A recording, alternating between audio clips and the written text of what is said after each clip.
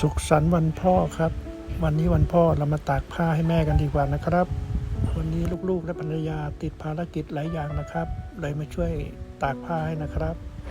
คุณยายสายบุญเป็นคนรักสะอาดมากนะครับและเป็นระเบียบมากนะครับในการตากผ้าเรามาดูกันนะครับว่าคุณยายสายบุญระเบียบขนาดไหนในการตากผ้านะครับคุณยายเป็นคนเรียบร้อยมากผ้าตรงนี้ต้องให้เสมอกันไม่ใช่ว่าตากทรงเดียนแบบนี้ไม่ได้นะครับคุณยายต้องเสมอเป๊ะรูปแล้วรูปอีก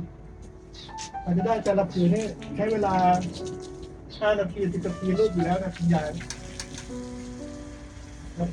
ยพ่อเรามาตัดผ้าคุณยายกันนะครับเป็นยังไงบ้างครับความเป็นระเบียบของคุณยายสายบุญและความรักสะอาดเราต้องนำสิ่งดีๆของคุณยายสายบุญไปใช้กันนะครับ